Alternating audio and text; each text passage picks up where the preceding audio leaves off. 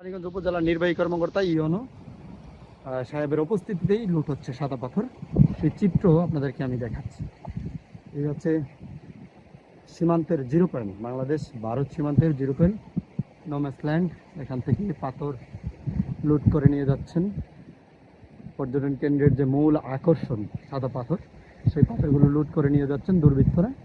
কিন্তু এখানে কিন্তু দাঁড়িয়ে আছেন আমাদের উপজেলার সর্বোচ্চ নির্বাহী কর্মকর্তা এবং আনসার সদস্যরা আছেন ওনার সাথে।